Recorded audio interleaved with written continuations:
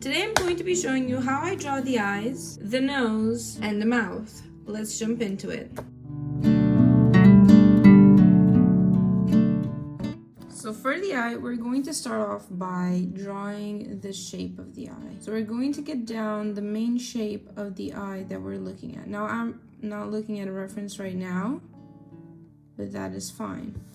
Then we're going to sketch out where the eyeball is going to be. So we want the eyeball to be like this. Next up, we have the bags. So we have under eye bags and we have upper eye bags. And we have the pupil. So the pupil usually is central, so you can center it. And then what happens is this lid here will create a shadow. So we're going to add a shadow that goes all the way across, and the pupil and the shadow hit. So we're going to add some shading to that shadow, and we're going to also shade in the pupil. Now what happens is this is round, so we're going to go around that shape as well, and a little bit on this side too. Now I like to emphasis on the side and make it look like that. Okay, so then we go in and we shade the outer corner of the eye and the inner corner in that same shaded area that I mentioned before. Next up, we go in and we shade on this side because the eye is round, and we're going to also shade in here because that's also the eye is round, and to give that idea. I'm also going to shade it even further on the inside just so it looks even rounder. The inner corner, the tear ducts, I just, make lines and darken it. And then we are going to shade around the eye to, just set the skin to where the eye is going to be. So now that this is kind of shaded, we're going to be looking at the shapes of the eyes. So here, this part here is going to be round. So we're going to shade it round. And we're going to shade it on this side round as well. And we're going to leave the middle not so shaded. The same thing here, but not where the tear duct is, but right after the tear duct. And we're going to shade it round. And then on this side, we're going to shade it round as well. And then we are going to shape this part of the eye as well because it does have a shape. And we're going to continue it to the other side. But leave it mostly unshaded because it's always like kind of highlighted. And then just shade around it. And shade around all of the eye. This is just how I do it when I'm drawing a single eye. If you're drawing the entire face, that's a bit different. But for a single eye, that's all I do, just to give it some skin. And then I'm darkening in where the eye creases. So this is a crease. I'm gonna darken it, and I'm gonna darken it a little bit over that crease, just a little bit, just to give it a bit of a dimension.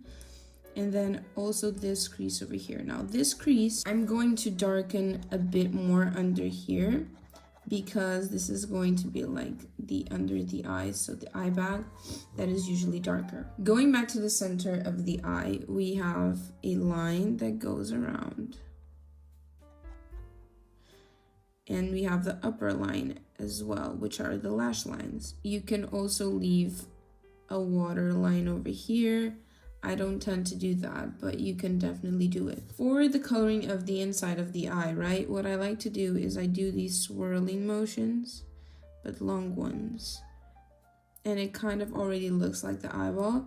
And then I do little spikes, but still kind of swirly on the outer corners on the outside of the rim.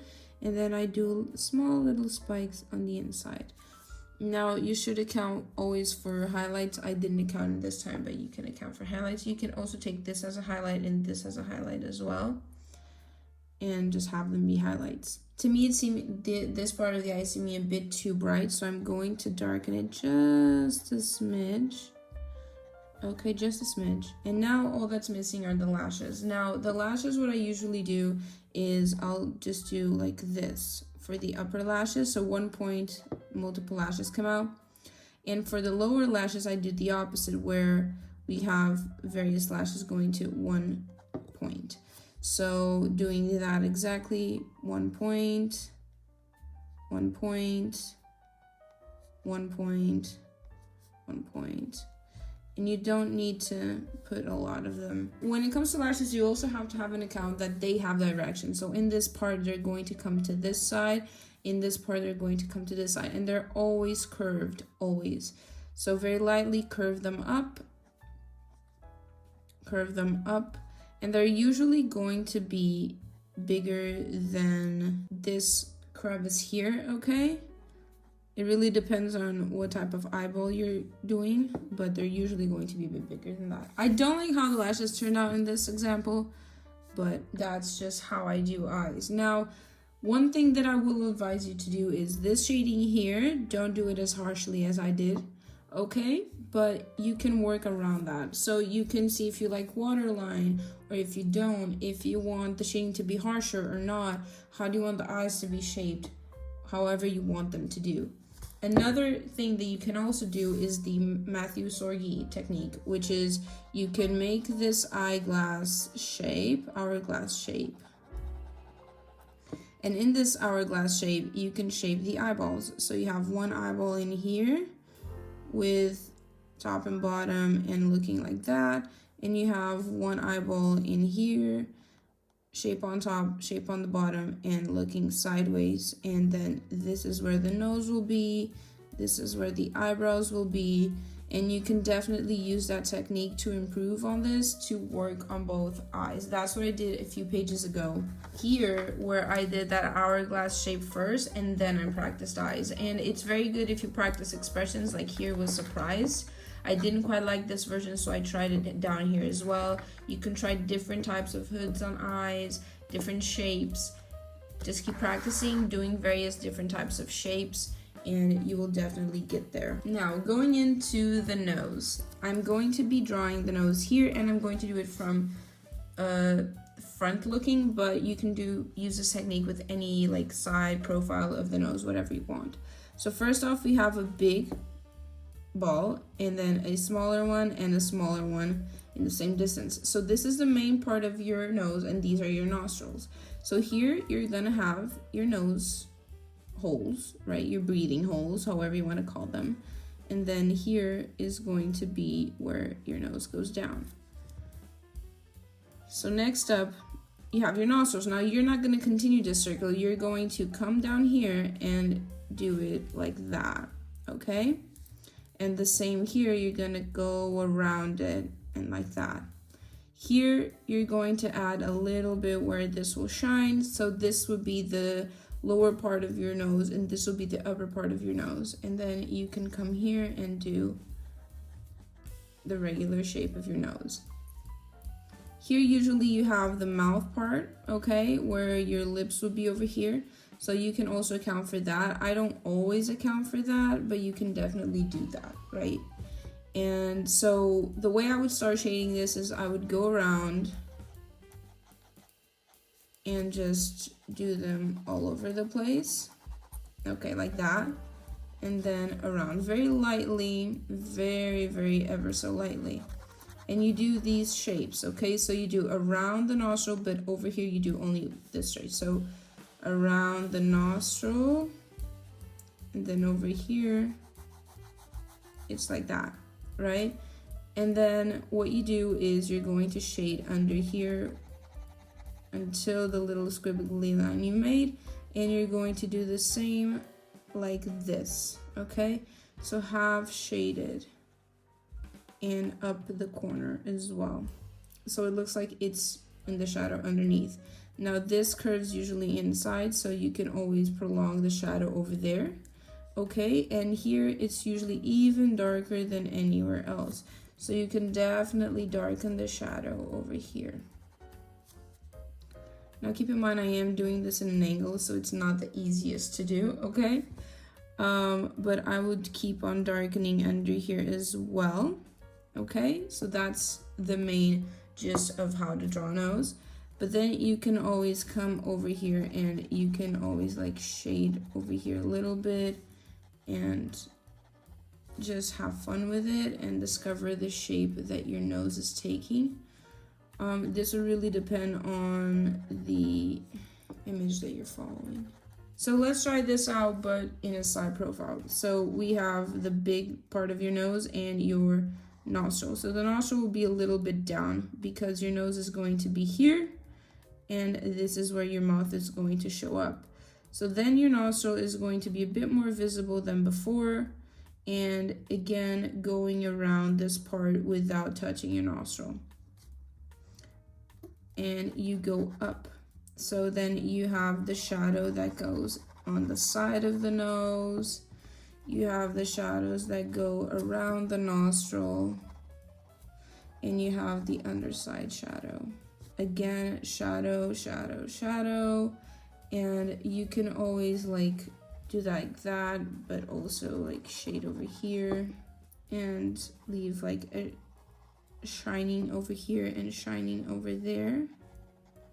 But everything else can be like in shadow, and just have it done like that. So I would always deepen this part here, okay, and this part here as well, and always leave that highlighted over there.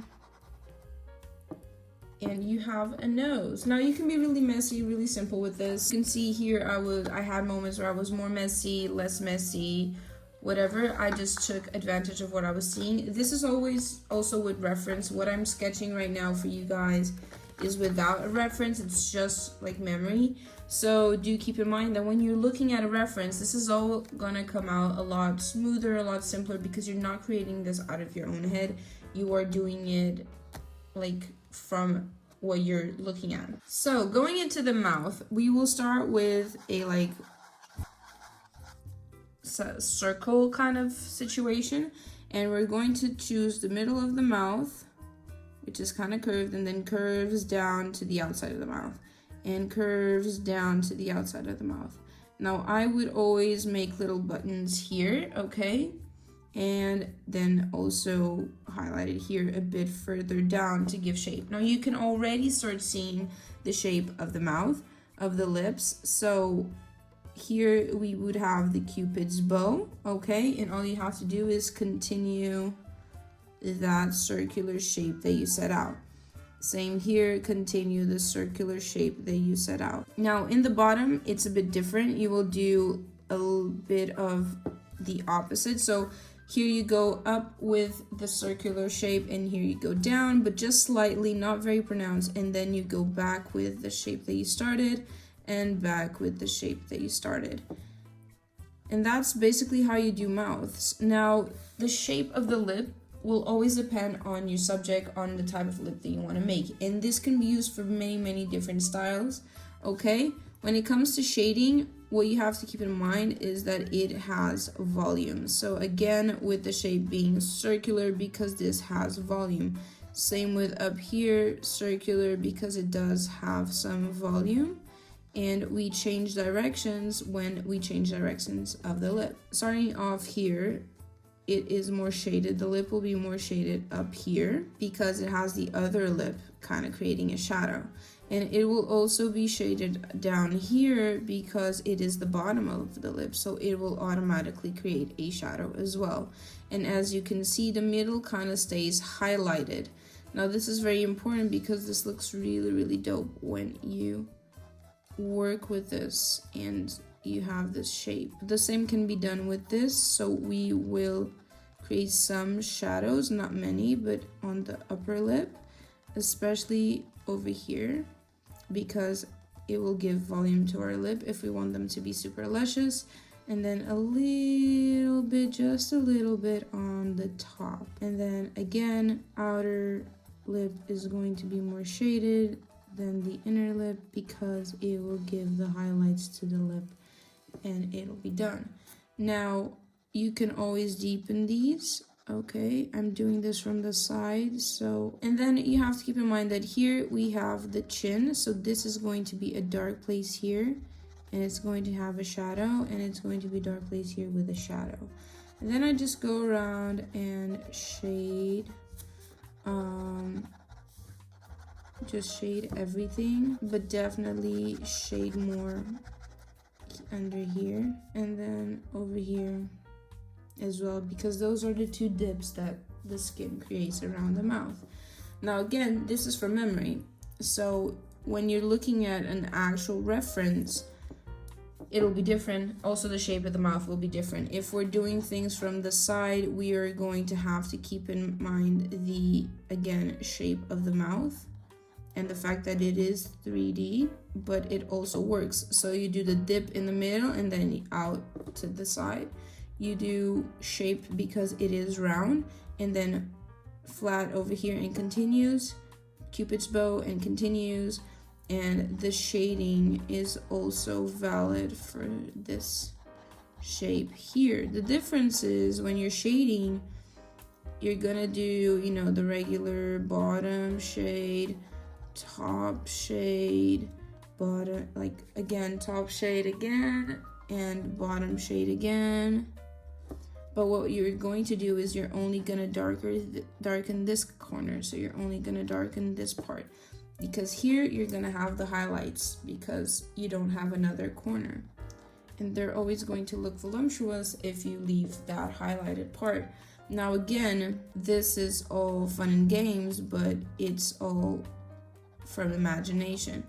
When you do this from your actual, like from a study, it's going to look a bit different. Just like these look all a bit different because they're all from different faces, lip shapes, and everything. But I always start with the circle, as you can see here.